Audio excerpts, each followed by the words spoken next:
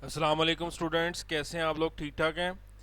Students, आज हम लोगों ने उसी चैप्टर का अगला हिस्सा पढ़ना है जिसका नाम था the cost of production. Students, इस चैप्टर के अंदर मैंने आपको लास्ट लेक्चर के अंदर जो मैंने आपको बेसिक चीज़ें सिखाई थी, जिसमें मैंने आपको लॉ ऑफ सप्लाई, फर्म्स का ऑब्जेक्टिव, ठीक है, प्रॉफिट कैसे कैलकुलेट करते हैं फर्म का, ठीक है। उसके अलावा मैंने आपको बताया था कि इकोनॉमिक प्रॉफिट और अकाउंटिंग प्रॉफिट में क्या फ़र्क होता है। तो स्टूडेंट्स, आज का जो हमारा लेक्चर है, सबसे पहले देखते हैं कि आज हमने इस लेक्चर में कौन सी चीज़ें डिस्कस करनी है। ये हमारा इस चैप्टर का सेकंड पार्ट होगा। इसी तरह आपको एक तीसरी वीडियो मिलेगी जिसके अंदर हम इस चैप्टर का तीसरा और आखिरी हिस्सा डिस्कस करेंगे, जो कि बहुत ही इम्पोर्टेंट है। जो अगर आपको स्टूडेंट्स क्लियर होगा तो जो हमारे नेक्स्ट 4 चैप्टर हैं स्टूडेंट्स, वो आपके लिए करना आसान हो जाएंगे।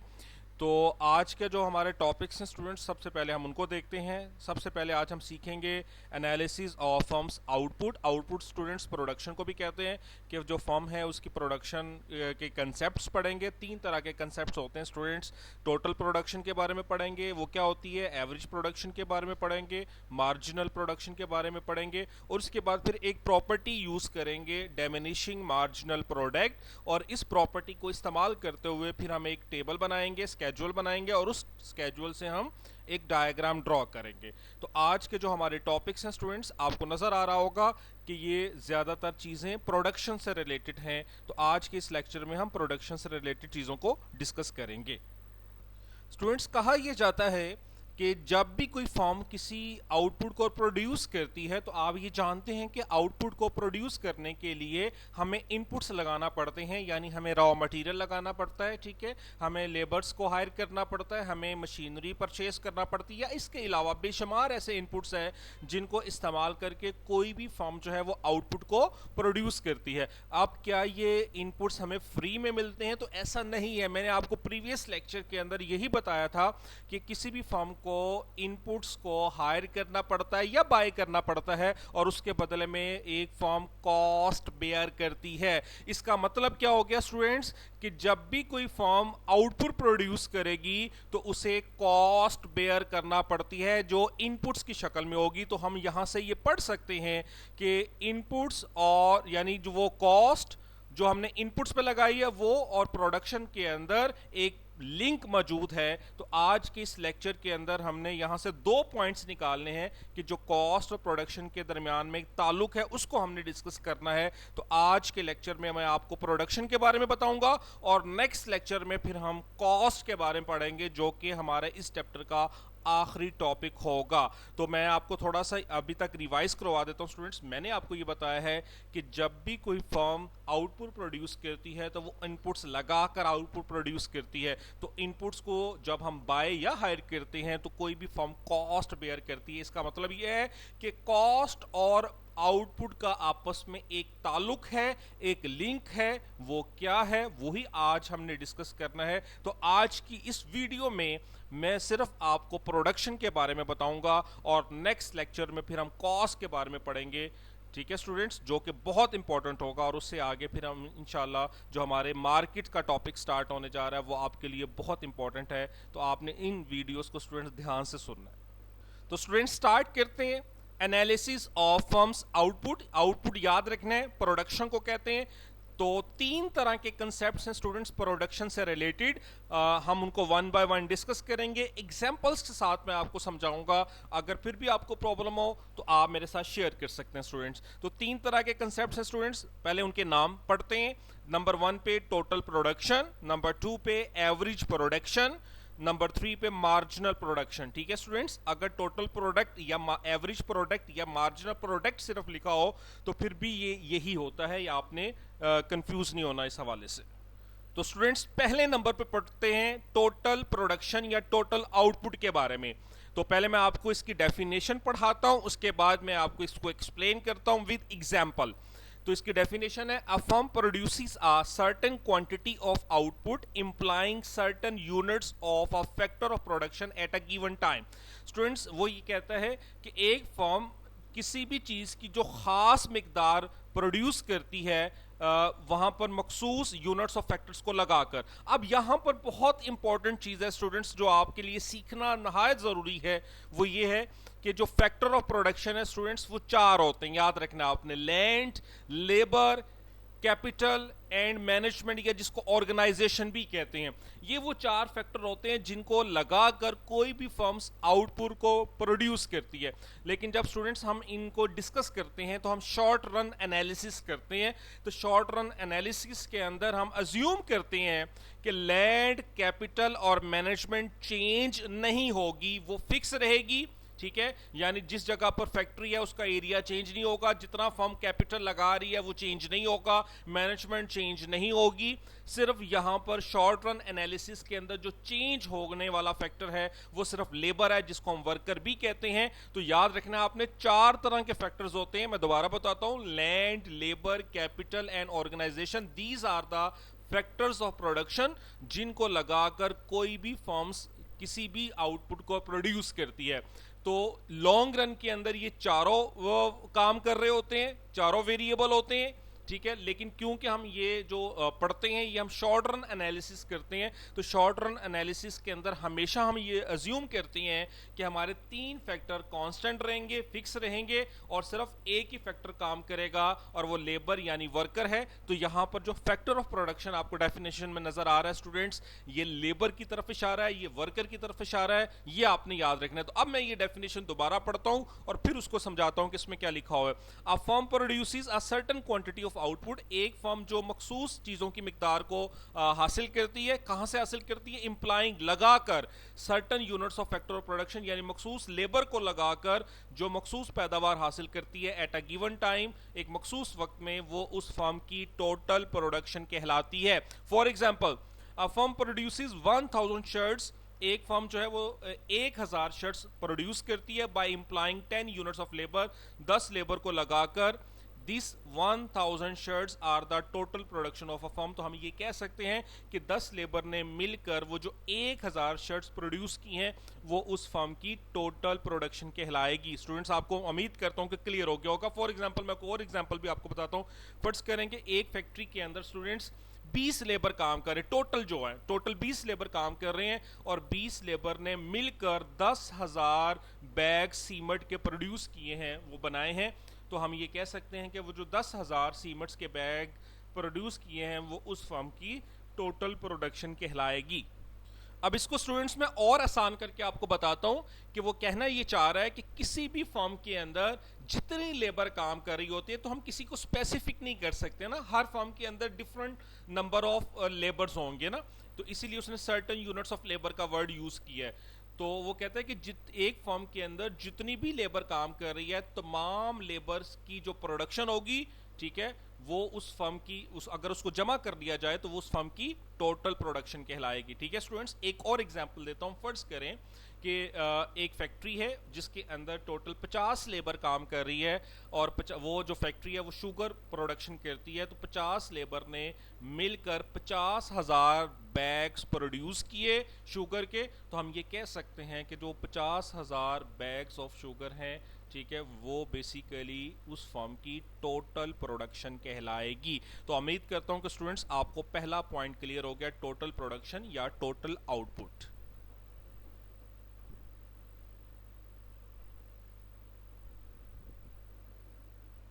स्टूडेंट, उसके बाद दूसरा पॉइंट है एवरेज प्रोडक्शन। एवरेज प्रोडक्शन का मतलब होता है कि एक लेबर ने, एवरेज बोलते हैं पर यूनिट को, या आपने याद रखना है, एक लेबर ने कितना एवरेज काम किया उसको एवरेज प्रोडक्शन कहते हैं। इसकी डेफिनेशन पढ़ते हैं, per unit output of a factor of production. तो मैंने क्या बताया आपको, यहां पे फैक्टर ऑफ प्रोडक्शन किसको रिप्रेजेंट कर रहा है? लेबर को, वर्कर को।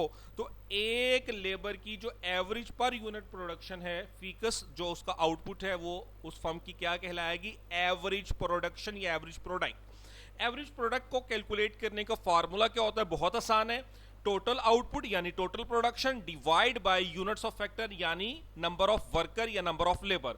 अगर हम प्रीवियस एग्जांपल को स्टूडेंट्स देखें जो कि मैंने आपको टोटल प्रोडक्शन में पहले नंबर पे पढ़ाई थी, जो कि यहाँ पे मौजूद भी है, आपने उसको पढ़ना है दोबारा से, जिसमें मैंने आपको बताया था कि किसी भी फर्म में अगर 10 लेबर काम कर रही है और वो मिलकर 1000 शर्ट्स प्रोड्यूस करती है, तो हमने कहा था कि 1000 जो शर्ट्स हैं वो उस फर्म की टोटल प्रोडक्शन कहलाएगी। तो अगर हम स्टूडेंट्स 1000 शर्ट्स को यानी जो टोटल आउटपुट है उसको ऊपर रखें और divide by total number of labours यानी जो 10 है उस पर डिवाइड करें, तो हमें उस फर्म में जितनी लेबर है उनकी एवरेज प्रोडक्शन मिल जाएगी। तो अगर हम 1000 को 10 पे डिवाइड करें तो इसका मतलब यह है कि एवरेज एक लेबर ने 100 शर्ट्स प्रोड्यूस की हैं, तो ये उस फर्म की एवरेज प्रोडक्शन कहलाएगी।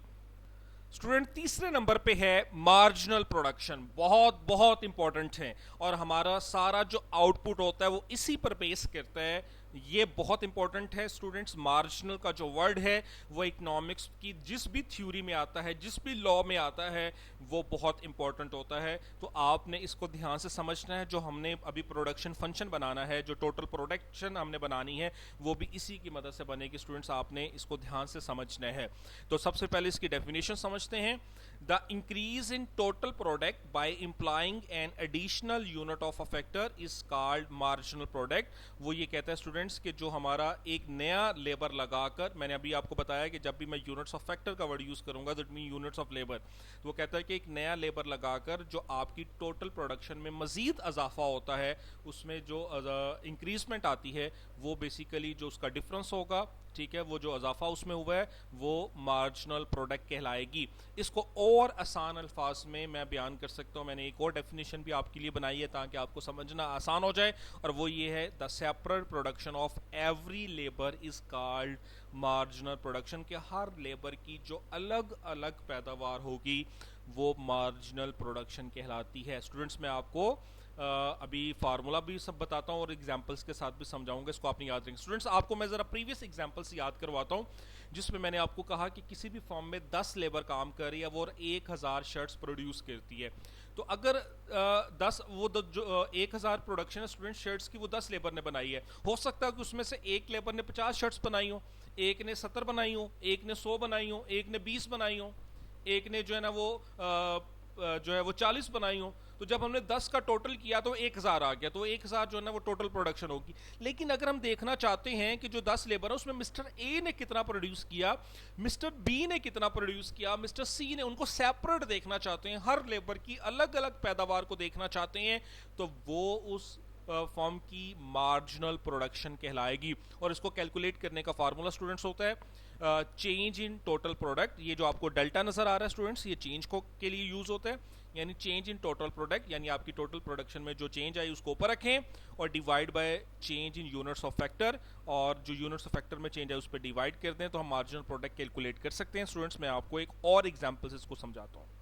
स्टूडेंट्स प्रीवियस एग्जाम्पल्स को ही सामने रखते हैं, ठीक है। अब मैं उसमें थोड़ा सा मजीद इसको एक्सप्लेन करके आपको मार्जिनल प्रोडक्ट समझाता हूँ। स्टूडेंट्स आपको एग्जांपल नजर आ रही होगी कि when the number of workers goes from 10 to 11, हमने ये प्रीवियस एग्जांपल में किया था कि 10 लेबर ने हमने फर्म के अंदर जो है ना वो काम करने के लिए लगाए थे। हम अज्यूम करते हैं कि फर्म जो है ना वो 10 से 11 कर देती है, और अब जो है ना वो हमारे जो नंबर ऑफ वर्कर्स हैं, लेबर्स हैं, वो 11 हो जाते हैं। तो प्रोडक्शन भी हमारी इंक्रीज हो जाती है फ्रॉम 1000 to 1100। तो हमने अज्यूम किया था ना, आपको याद होगा कि 10 लेबर ने मिलकर 1000 शर्ट्स बनाई हैं। तो अगर हम अज्यूम करते हैं कि 11 लेबर हो जाते हैं, एक लेबर हम मजीद लगाते हैं, तो अब प्रोडक्शन में हमारा इजाफा हो जाता है, टोटल प्रोडक्शन में 1100। तो अब स्टूडेंट्स मुझे ये बताएं कि जो ही आपने 10वें से 11वां लेबर लगाया तो उस एक लेबर के लगाने से टोटल प्रोडक्शन में कितना इजाफा हुआ है? तो आपको नजर आ रहा होगा 100, बिल्कुल ठीक। तो ये जो 100 का इजाफा हुआ है स्टूडेंट्स, ये उस 11वें लेबर की क्या कहलाएगी? Marginal product. क्लियर होगी बात? Marginal production. तो इसको अगर हम फार्मूले से देखें तो अभी मैंने स्टूडेंट्स प्रीवियसली आपको फार्मूला भी बताया। क्या बताया मैंने आपको बताया चेंज इन टोटल प्रोडक्ट। तो टोटल प्रोडक्ट में कितने की चेंज आ रही है? 1000 और 1100 में कितने की चेंज आ रही है?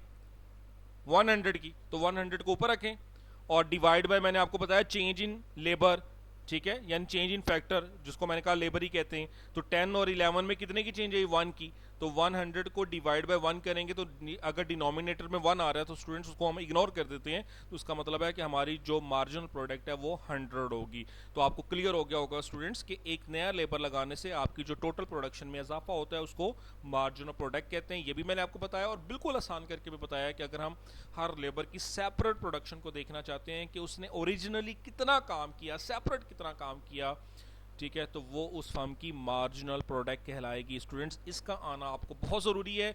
अगर फिर भी आपको ये क्लियर ना हो तो आपने मुझसे ये पूछ लेना है, फिर इंशाल्लाह, क्योंकि अगर ये चीज़ें आएंगी स्टूडेंट्स तो आपको नेक्स्ट टॉपिक्स, मैंने आपको प्रीवियसली भी बताया है कि आपको नेक्स्ट टॉपिक समझना आसान हो जाएंगे। तो स्टूडेंट्स अब एक प्रॉपर्टी या अजम्पशन, इसको हम प्रॉपर्टी भी कह सकते हैं, आप अजम्पशन भी कह सकते हैं। आपको पता है कि इकोनॉमिक्स के अंदर बहुत सी चीज़ों को एक्सप्लेन करने के लिए आपको कुछ चीज़ें फर्ज करना पड़ती हैं, अज्यूम करना पड़ती हैं, फिर जाके हम जो है ना वो अपने एनालिसिस को सही साबित कर पाते हैं। तो इसलिए हमने टोटल प्रोडक्शन का कर्व बनाना है जिसको हम प्रोडक्शन फंक्शन भी कहते हैं, ठीक है।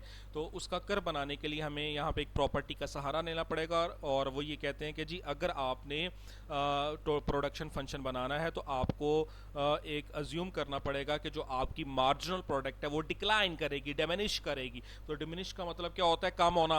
और मार्जिनल प्रोडक्शन के बारे में अभी मैंने क्या बताया, हर लेबर की सेपरेट प्रोडक्शन। इसका मतलब वो ये कहना ये चाह रहे हैं कि जूं आप लेबर लगाते जाएंगे तो आपकी हर लेबर की जो सेपरेट प्रोडक्शन है वो पहले से कम होती जाएगी, डिक्लाइन करेगी। तो अगर वो कम होती जाएगी तो हम इसी अजम्पशन का या प्रॉपर्टी का सहारा लेते हुए इसका टेबल स्टूडेंट्स बना सकते हैं। मैं अभी आपको इसका टेबल जिसको हम स्केड्यूल कहते हैं वो आपको बना के दिखाता हूँ। स्टूडेंट्स अब आते हैं इसके स्केड्यूल की तरफ। यहाँ से हमने टोटल आउटपुट प्रोड्यूस करना है स्टूडेंट्स, और उसी को हम प्रोडक्शन फंक्शन भी कहते हैं। तो हमने उसका कर्व बनाना है। तो आपको पता है कि डायग्राम बनाने के लिए हमें जो है ना वो स्केड्यूल बनाना ज़रूरी है। तो बहुत आसान है, आसान तरीके से मैं आपको ये सिखाता हूँ कि हम उसी प्रॉपर्टी का सहारा लेते हुए जिसमें हमने ये पढ़ा है कि मार्जिनल प्रोडक्शन हमारी डिक्लाइन करेगी, तो हम आसानी से इसको बना सकते हैं। स्टूडेंट्स देखें हमारे पास 3 कॉलम है इस वक्त। पहला कॉलम हमारे पास नंबर ऑफ वर्कर्स है जिसको हम यूनिट्स ऑफ लेबर भी कहते हैं, वो भी आप लिख सकते हैं। दूसरे नंबर पे हमारे पास टोटल आउटपुट है जिसको हम टोटल प्रोडक्शन भी कहते हैं, और तीसरे नंबर पे हमारे पास मार्जिनल प्रोडक्ट है, ठीक है स्टूडेंट्स। स्टूडेंट्स अज्यूम करते हैं कि अभी तक हमने कोई भी लेबर जो है ना वो हायर नहीं किया। तो अगर हमने कोई भी लेबर हायर नहीं किया इसका मतलब है कि हमारा नंबर ऑफ वर्कर 0 है। तो अगर 0 है तो सारी बात है हमें आउटपुट भी नहीं मिलेगा, तो हमारा टोटल आउटपुट 0 होगा और मार्जिनल प्रोडक्ट भी 0 होगा, ठीक है।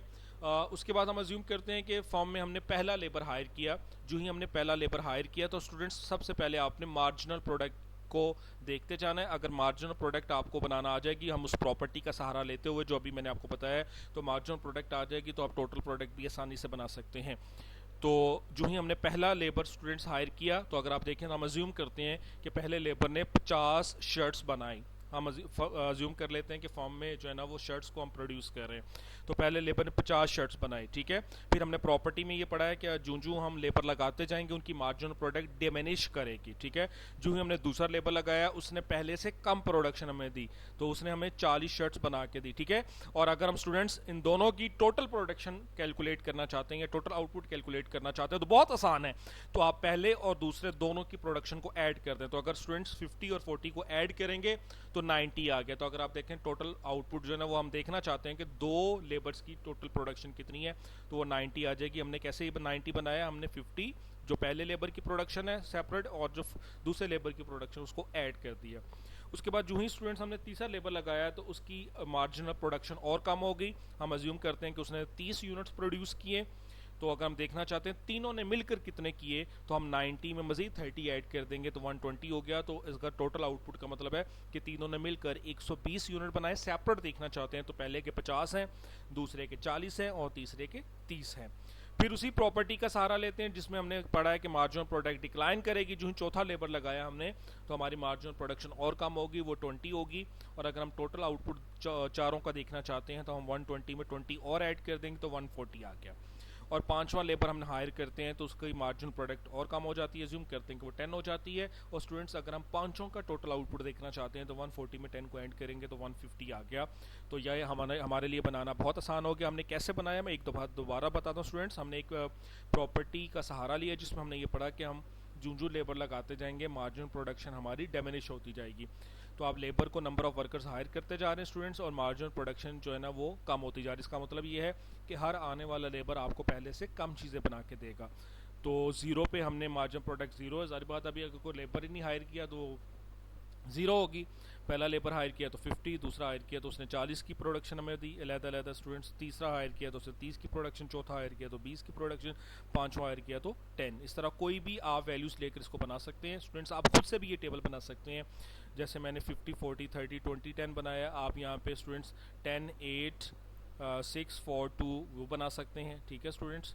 उसके अलावा आप 20, 16, 12, 8, 4 कुछ भी यहाँ पे स्टूडेंट्स आप बना सकते हैं। जो भी आप मार्जिनल प्रोडक्ट बनाएंगे वो डिक्लाइन करते हुए बनाएंगे, क्योंकि हमने ये अज्यूम करके जिसको हम प्रॉपर्टी के ज़रिए भी हमने सीखा है, तो हमने उसको मद्देनज़र रखते हुए इसको बनाना है। तो उसी को ऐड करते जाएंगे तो हम टोटल आउटपुट या टोटल प्रोडक्शन कैलकुलेट कर सकते हैं। तो स्टूडेंट्स उम्मीद करता हूँ कि आपको ये टेबल बनाना क्लियर हो गया होगा और आप ख़ुद भी इसको बना सकते हैं घर में। अब स्टूडेंट्स हम लोगों ने प्रोडक्शन फंक्शन बनाना है, यानी टोटल प्रोडक्शन का हमने कर्व बनाना है। तो डायग्राम बनाते वक्त आपको स्टूडेंट्स आपको पता है कि हमारे पास दो एक्सिस होते हैं। तो एक्स एक्सिस पे स्टूडेंट्स जो है वो हम नंबर ऑफ वर्कर्स ले लेंगे, ठीक है। और हमने टोटल वर्कर हायर किए हैं स्टूडेंट्स 0 से लेकर 5 तक। तो आपको पता है कि 0 हमारे पास ऑलरेडी होता है डायग्राम के अंदर, जिसको हम ओरिजिन कहते हैं, आपको नज़र भी आ रहा है स्टूडेंट्स। उसके बाद आपने 1, 2, 3, 4, 5 स्टूडेंट्स सेम गैप के साथ आपने 5 यूनिट्स बना लेने हैं। उसके बाद हमारे पास वाई एक्सिस पर स्टूडेंट्स टोटल प्रोडक्शन होगी। तो टोटल प्रोडक्शन हमारे पास स्टूडेंट्स अगर हमने टेबल में देखें, क्योंकि हमने टेबल से देख के ही इसको बनाना है स्टूडेंट्स, तो टेबल का क्लियर होना बहुत ज़रूरी है। तो स्टूडेंट्स अगर आप टोटल आउटपुट को देखें तो हमारे पास 50 मिनिमम है और मैक्सिमम हमारे पास 150, यानी 0 से लेकर 150 के दरमियान में हमने वैल्यूज़ लगानी है। तो वैल्यूज़ आप स्टूडेंट्स कुछ भी लगा सकते हैं। तो मैंने 30 के डिफरेंस से यहाँ पे ले ली, 30, 60, 90, 120 और 150, जिसमें मेरा मिनिमम और मैक्सिमम क्लियर होना चाहिए। बाकी आप डिफरेंस खुद भी ले सकते हैं। आप ज़्यादा बड़ी डायग्राम बनाना चाहते हैं तो आप 10, 20, 30 का डिफरेंस ले लें, या 20, 40, 60 का डिफरेंस लेकर इसको बना सकते हैं। तो बाकी ये जो पॉइंट्स आपने बनाने हैं स्टूडेंट्स, वो आपको पता है कि वो आपने डायग्राम टेबल को देखते जाएं स्टूडेंट्स। 0 पे आपकी मार्जिनल टोटल प्रोडक्ट क्या है, 0। तो 0 पे 0 है स्टूडेंट्स, आपने 0 पे 0 पहला पॉइंट ले लेना है। दूसरे पे स्टूडेंट्स देखें 1 पे 50 है, तो आपने 1 के सामने और यहाँ से 50 के सामने आपने एक और पॉइंट ले लेना है। उसके बाद स्टूडेंट्स 2 के सामने 90 है, तो 2 के सामने स्टूडेंट्स 90 आ जाएगा। तो टेबल को देख कर लाजमी आपने देखना है और वहाँ से देख के बनाते जाना है। तो 3 पे स्टूडेंट्स हमारे पास जो है वो 120 है, 4 पे हमारे पास 140 है और 5 पे हमारे पास 150 है। तो आपके पास स्टूडेंट्स ये 6 पॉइंट्स मिल गए हैं, ठीक है, जो आपने डॉट लगाए। आप इन 6 पॉइंट्स को आपस में मिला देंगे तो आपके पास एक कर्व मिल जाएगा, जिसको हम प्रोडक्शन फंक्शन भी कहते हैं और जिसको हम टोटल प्रोडक्शन का कर्व भी कहते हैं। क्योंकि आपको क्लियर होना चाहिए कि आप देखिए मैंने दो एक्सिस पे कौन कौन से वेरिएबल यूज़ किए हैं। मैंने एक्स एक्सिस पे नंबर ऑफ़ वर्कर है और नंबर ऑफ़ वर्कर मेरा इनपुट है, ये याद रखना है आपने। मैंने आपको क्या बताया है कि 4 तरह के फैक्टर्स होते हैं ना, उसमें से 3 तो हमने पहले कांस्टेंट कर लिए थे, तो हमने लेबर को यूज़ करना है, ठीक है। तो ये हमारा इनपुट है जिसको लगाकर हम आउटपुट प्रोड्यूस करें, ऐसे ही बताया ना मैंने। और वाई एक्सिस पे आपके पास टोटल प्रोडक्ट है यानी आउटपुट है। तो कोई भी फर्म इनपुट लगा कर ही आउटपुट प्रोड्यूस करती है ना। तो इनपुट और आउटपुट के दरमियान में जो रिलेशन होता है ना स्टूडेंट्स, उसी रिलेशन को प्रोडक्शन फंक्शन कहते हैं, ठीक हो गया। तो ये मैंने बेसिकली आज के लेक्चर में आपको सिखाना था कि प्रोडक्शन फंक्शन क्या होता है और जिसको हम टोटल प्रोडक्शन भी कहते हैं, और ये कैसे बनाते हैं इसको मैंने आपको स्केजुअल की मदद से भी सिखाया, और ये होता क्या है मैंने वो भी एग्जांपल के साथ आपको समझाया। तो उम्मीद करता हूँ कि स्टूडेंट्स आपको प्रोडक्शन फंक्शन का क्लियर हो गया होगा। मैंने आपको बताया स्टूडेंट्स कि बेसिकली हमने प्रोडक्शन और कॉस्ट के दरमियान में लिंक को पढ़ना है। तो पहले हम सेपरेट इसको पढ़ रहे हैं स्टूडेंट्स। तो मैंने ये बताया था कि इन दोनों का आपस में लिंक होता है, क्योंकि जब आप प्रोडक्शन बना रहे होते हैं या प्रोसेस से गुजर रहे होते हैं तो आप कॉस्ट लगा कर ही प्रोडक्शन प्रोसेस से गुजर रहे होते हैं। तो लिहाजा इन दोनों के दरमियान में लिंक है, तो इसलिए हमने प्रोडक्शन फंक्शन के बारे में आप पहले पढ़ ली है। अगली वीडियो में मैं आपको कॉस्ट के बारे में बताऊँगा, और फिर मैं आपको एट द एंड क्या है स्टूडेंट्स, जो नेक्स्ट वीडियो है वो बहुत बहुत इंपॉर्टेंट है, क्योंकि वही बेस करती है आपके नेक्स्ट 4 चैप्टर्स के ऊपर जो आपने मार्केट के बारे में पढ़ना है। तो स्टूडेंट्स उम्मीद करता हूँ कि आपको ये क्लियर हो गया होगा। इंशाल्लाह नेक्स्ट लेक्चर में आपको मैं एक नया टॉपिक जो है ना वो समझाऊंगा और उसको हम डिस्कस करेंगे। Thank you very much.